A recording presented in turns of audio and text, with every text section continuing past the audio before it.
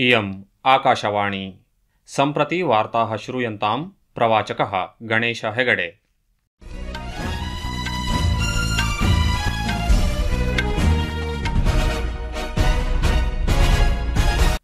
आदौ मुख्यवार्ताः।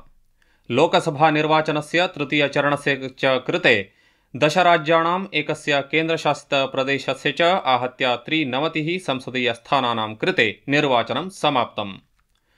लोकसभा निर्वाचनस्य सप्तमस्य अन्तिमचरणस्य च कृते नामाङ्कन पञ्जीकरण प्रक्रियायाः आरम्भस्य अधिसूचना प्रसारिता। सुरक्षाबलेन कश्मीर उपत्यकायाः कुलगाम मण्डले 2 आतङ्कवादी आततायिनौ मारितौ। दक्षिणचीनसमुद्रे पूर्वीयदल नियोजनस्य भागरूपेण भारतीय नौसेना नौकाः दिल्ली, शक्ति, किल्टान् च सिंगापुरं प्राप्ताः। भारतस्य दक्षिणपूर्व प्रायद्वीपीय क्षेत्रेषु उष्णवायुतरङ्गाः निरन्तररूपेण प्रचलन्ति। अपि च IPL क्रिकेट प्रतिस्पर्धा मालिकायाम् अद्य डेल्ही कैपिटल्स राजस्थान रॉयल्स दलयोर्मध्ये प्रतिस्पर्धा भविष्यति। अथ वार्ताः विस्तरेण। लोकसभा निर्वाचनस्य तृतीयचरणस्य च कृते 10 राज्याणाम् एकस्य केन्द्रशासितप्रदेशस्य च आहत्य 93 संसदीयस्थानानां कृते निर्वाचनं समाप्तम्। एतेषु गुजरातराज्ये 25, कर्णाटकराज्ये 14, महाराष्ट्रे 11, उत्तरप्रदेशे 10 आसनानि च सन्ति। तदतिरिक्तं मध्यप्रदेशस्य 9, छत्तीसगढस्य 7, बिहारस्य 5, असम पश्चिमबङ्गस्य 4 आसनेषु गोवानगरे तथा केन्द्रशासितस्य दादरा नगर हवेली दमन दीयु क्षेत्रयोः एकैकमपि स्थानानि सन्ति। अद्य अधिकांशेषु निर्वाचनक्षेत्रेषु प्रायः 7 वादने मतदानस्य आरम्भः जातः, अपि च सायं 6 वादने मतदानं समाप्तं च अभवत्। जम्मूकश्मीरस्य अनन्तनाग राजौरी संसदीयक्षेत्रस्य मतदानं पूर्वं तृतीयचरणे निर्धारितम् आसीत्, अधुना षष्ठचरणे भविष्यति।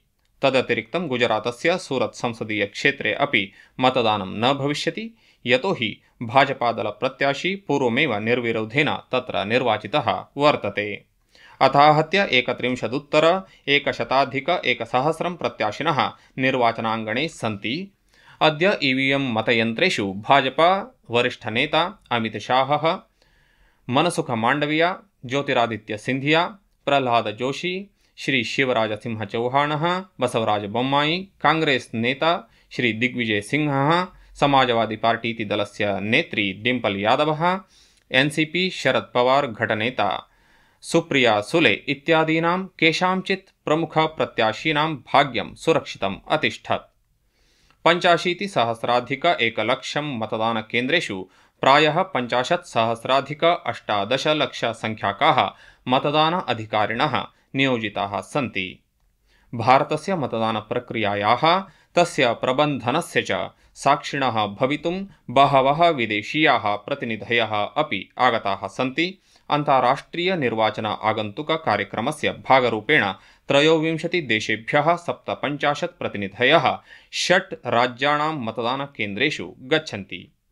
5 वादनपर्यन्तम् असमराज्ये प्रायः 75%, पश्चिमबङ्गे प्रायः 74%, गोवायां प्रायः 73%, छत्तीसगढे प्रायः 67%, कर्णाटके 66%, दादरा तथा नगर हवेली तथा दमन दीवे 65%, मध्यप्रदेशे 62%, बिहारे 56% अधिकम्, उत्तरप्रदेश गुजरातयोः 55% अधिकम्, अपि च महाराष्ट्रे 53% मतदानम् अभवत्। निर्वाचन आयोगेन लोकसभा निर्वाचनस्य सप्तमस्य अन्तिमचरणस्य च कृते नामाङ्कन पञ्जीकरण प्रक्रियायाः आरम्भस्य अधिसूचना प्रसारिता, यस्मिन् 7 राज्येषु एकस्मिन् केन्द्रशासितक्षेत्रे च 57 लोकसभा आसनानां कृते मतदानं भविष्यति।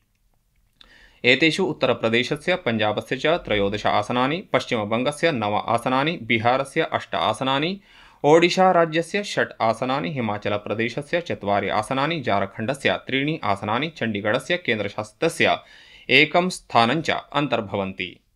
अस्य मासस्य 14 दिनाङ्कपर्यन्तं नामाङ्कनं पञ्जीकर्तुं शक्यते। अस्य चरणस्य मतदानं जून मासस्य प्रथमे दिने भविष्यति। संस्कृतवार्तायाः संस्करणमिदम् इदानीम् आकाशवाणीतः प्रसार्यते।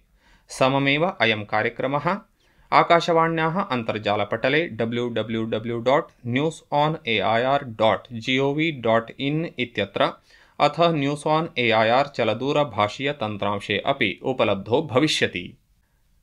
कांग्रेस दलस्य अध्यक्षेण मल्लिकार्जुन खड्गेवर्येण मतदानपरिणामेषु कथित हस्तक्षेपस्य विषये चिन्ता प्रकाशिता। इंडी गठबन्धनस्य नेतृभ्यः लिखिते पत्रे तेन कथितं यत् भारतीय निर्वाचन आयोगेन प्रथम द्वितीयचरणयोः मतदानप्रतिशतस्य प्रकाशने अत्यधिकविलम्बेन दत्तांशस्य गुणवत्तायाः उपरि गम्भीरसन्देहः उत्पद्यते। दिल्ल्याः उपराज्यपालेन वी.के. सक्सेनावर्येण मुख्यमन्त्रिणः अरविन्द केजरीवालस्य विरुद्धं एनआईए निरीक्षणस्य अनुशंसनानन्तरं भाजपादलेन अद्य राष्ट्रियराजधान्यां विरोधप्रदर्शनं कृतम्। प्रतिबन्धितानाम् आतङ्कीसङ्घटनानां राजनैतिकवित्तपोषणस्य कथितकारणेन अस्याः अन्वेषणस्य अनुशंसा कृता वर्तते। दिल्ली भाजपा नेतारः विजेन्द्र गुप्ता इत्यादयः नगरे आप-दलस्य कार्यालयस्य सम्मुखे विरोधप्रदर्शने सम्मिलिताः। अस्मिन्नेव क्रमे आप-दलेन आरोपाणां निराकरणपूर्वकं प्रोक्तं यत् पंजाब विधानसभा निर्वाचनात् पूर्वमपि एतादृशाः आरोपाः कृताः आसन्। राज्यस्य जनाः भाजपादलाय समीचीनानि उत्तराणि दत्तवन्तः। आप-दलेन पृष्टं यत् यदा आप-दलेन आततायी संघटनैः धनं स्वीकृतं तदा गृहमन्त्रालयः केन्द्रीयसंस्थाः च कुत्र आसन्। दक्षिणचीनसमुद्रे पूर्वीयदलनियोजनस्य भागरूपेण भारतीयनौसेनानौकाः डेल्ली, शक्ति, किल्टान् च सिंगापुरं प्राप्ताः। रक्षामन्त्रालयेन उक्तं यत् यात्रायाः उद्देश्यं समुद्री राष्ट्रद्वयस्य दीर्घकालीनमैत्रीं सहयोगं च संगतिक्रियाकलापशृङ्खलायाः माध्यमेन अधिकं सुदृढीकरणम् अस्ति। मन्त्रालयेन उक्तं यत् भारतीयनौसेनायाः सिंगापुर नौसेनायाश्च नियमितभ्रमणैः उत्तम अभ्यासानाम् आदानप्रदानेन पारम्परिक पारस्परिक प्रशिक्षणव्यवस्थाभिः सहयोगस्य समन्वयस्य सहकार्यस्य च दशकत्रयस्य सुदृढसम्बन्धाः सन्ति।